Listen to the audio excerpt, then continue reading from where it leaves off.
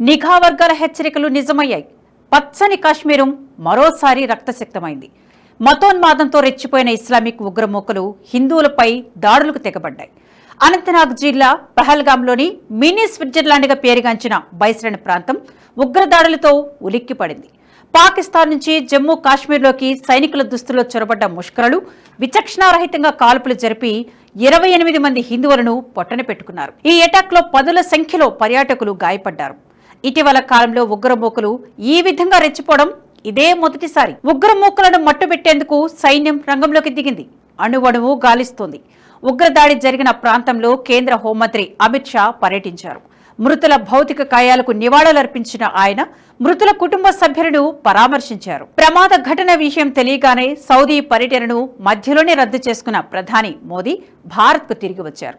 విమానాశ్రయంలోనే కీలక అధికారులతో భేటీ అయ్యారు. విదేశాంగ మంత్రి ఎస్ జయశంకర్, జాతీయ భద్రతా సలహాదారు అజిత్ దోవల్, విదేశాంగ శాఖ కార్యదర్శి విక్రమ్ మిశ్రీతో ప్రధాని మోదీ అత్యవసర సమావేశం నిర్వహించారు. దీంతో మోదీ మరో సర్జికల్ స్ట్రైక్స్ కు సిద్ధమవుతున్నారనే సంకేతాలు వెలువడుతున్నాయి. ఇదిలా ఉంటే పెహల్గాంలో దాడికి పాల్పడింది తామేనంటూ లష్కరే తోయిబా అనుబంధ సంస్థ ది రెసిస్టెన్స్ ఫ్రంట్ ప్రకటించుకుంది. లష్కరే తోయిబాపై నిషేధం విధించడంతో పాటు అమెరికా పాకిస్తాన్కు ఆర్థిక సాయం నిలిపివేయడంతో టీఆర్ఎఫ్ ఉగ్రవాద సంస్థ పుట్టుకొచ్చింది.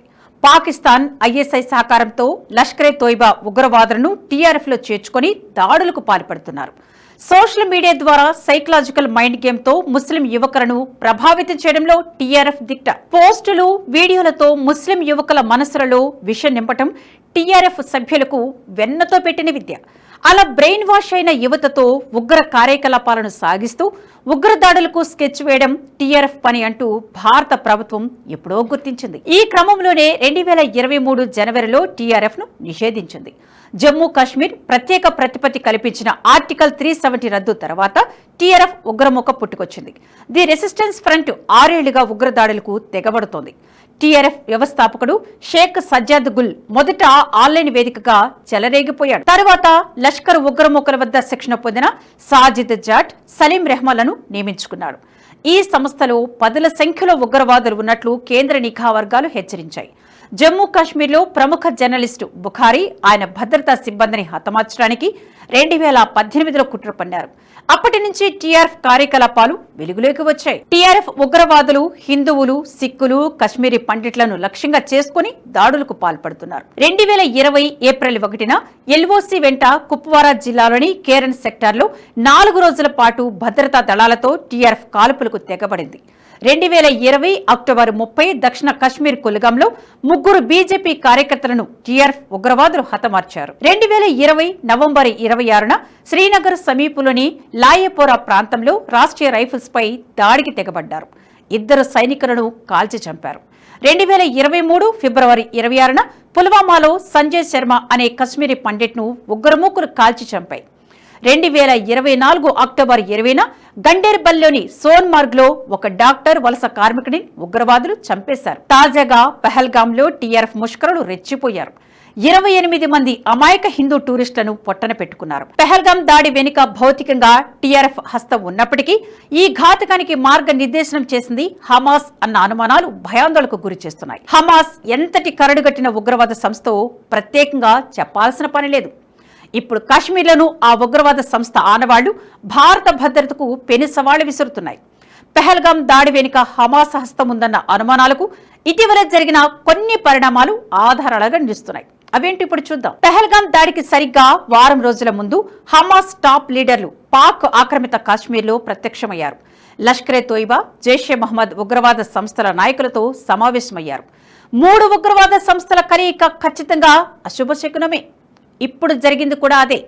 ఇటీవల జరిగిన పరిణామాలన్నింటినీ బేరీజు వేసుకుంటే హమాస్ కుట్ర బయటపడుతుంది. అమెరికా, యూరోపియన్ యూనియన్ తో పాటు కెనడా, ఇజ్రాయెల్ వంటి దేశాలు నిషేధించిన హమాస్ పౌరులపై నేరుగా దాడులు చేస్తూ ఉంటుంది. 40 మంది పర్యాటకులే లక్ష్యంగా జరిగిన పెహల్గాం దాడి కూడా హమాస్ దాడుల తీరును తలపిస్తోంది. అంతేకాదు, లష్కరే తోయిబా, జైషే మహమ్మద్ వంటి భారత వ్యతిరేక జిహాదీ గ్రూపులతో హమాస్ జట్టు కట్టడం ప్రమాద ఘంటికలు మోగిస్తుంది. ఈ మూడు గ్రూపుల మధ్య ఇటీవల కాలంలో సంబంధాలు పెరుగుతున్నాయి. ఎప్పుడు గాజాలోనూ వెస్ట్ బ్యాంకులోనూ బిజీగా ఉండే హమాస్ టాప్ లీడర్లు గత ఫిబ్రవరి 5న పాక్ ఆక్రమిత కాశ్మీర్లోని రావాలకోట్లో ప్రత్యక్షమయ్యారు. కాశ్మీర్ సంఘీభావ దినోత్సవం సందర్భంగా పాకిస్తాన్ నిర్వహించిన కార్యక్రమంలో పాల్గొన్నారు. అక్కడ హమాస్ కమాండర్లు లష్కరే తోయిబా, జైష్ ఉగ్రవాదులతో భుజం కలిపి నిలబడ్డారు.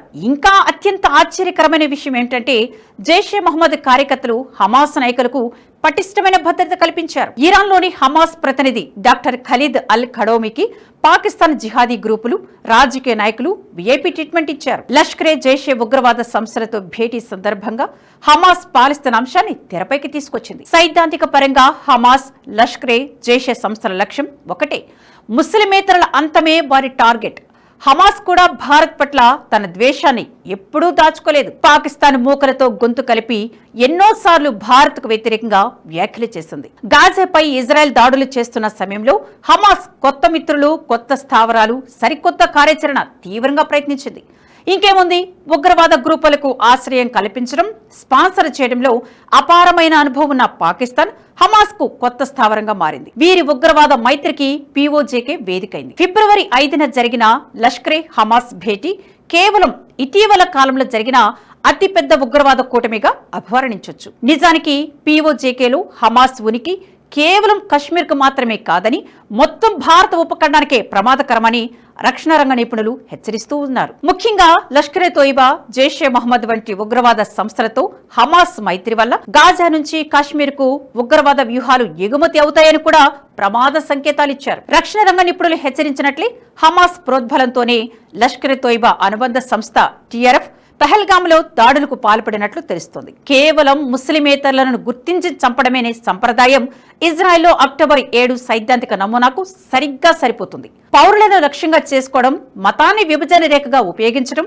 భయాన్ని వ్యాప్తి చేయడం అనేది హమాస్ దుర్నీతి. ఇప్పుడు పాకిస్తాన్ ఐఎస్ఐ నిఘా సేవలను ఉపయోగించుకొని ఆ దేశ సైనిక సహకారంతో పహల్గామ్ దాడికి హమాస్ మార్గనిర్దేశనం చేసిందని అనుమానాలు వ్యక్తమవుతున్నాయి. ఈ పరిణామం ప్రపంచంలోనే 2వ అత్యధిక జనాభా కలిగిన భారత్ కు మాత్రమే కాదు, మొత్తం ప్రపంచానికే ఓ హెచ్చరిక లాంటిది. హమాస్, పాకిస్తాన్ జిహాదీ గ్రూపుల అపవిత్ర కూటమి దక్షిణాసియాలో ఇస్లామిక్ ఉగ్రవాద విస్తరణకు బాటలు వేయనుందనే భయాందోళన వ్యక్తమవుతున్నాయి. ఈ త్రిముఖ కూటమిని ఆదులని తుంచివేయకుంటే భవిష్యత్తులో పెను ప్రమాదంగా మారడం ఖాయం. ఇందుకోసం భారత్ ఇప్పుడు ద్విముఖ వ్యూహాన్ని అవలంబించాలని విదేశాంగ నిపుణులు సూచిస్తున్నారు. ఓవైపు ఉగ్రవాద దాడులపై భౌతిక పోరాటం చేస్తూనే ప్రపంచ వేదికలపై హమాస్, పాకిస్తాన్ మైత్రిని ఎండగట్టాలని సూచిస్తున్నారు. దీనిపై అంతర్జాతీయ సమాజం మౌనంగా ఉంటే నేడు పెహల్గామ్లో జరిగిన దాడి అంతర్జాతీయ జిహాద్కు నమూనాగా కూడా మారవచ్చు. అదే జరిగితే హమాస్ ముప్పు ఇజ్రాయెల్కే కాదు, ప్రపంచ దేశాలన్నిటికీ విస్తరిస్తుంది.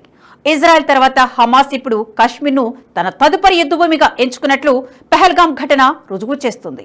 ఈ వీడియో మీకు నచ్చినట్టయితే లైక్ చేయండి, 10 మందికి షేర్ చేయండి. అలాగే కామెంట్ల రూపంలో మీ అభిప్రాయాలను మాతో పంచుకోండి. Nationalist hub group of channels ను సబ్స్క్రైబ్ చేసుకుని తెలుగునాట జాతీయవాద జర్నలిజాన్ని ప్రోత్సహించండి. ఈ వీడియో కింద ఉన్న బెల్ ఐకాన్ పై క్లిక్ చేయడం మర్చిపోవద్దు.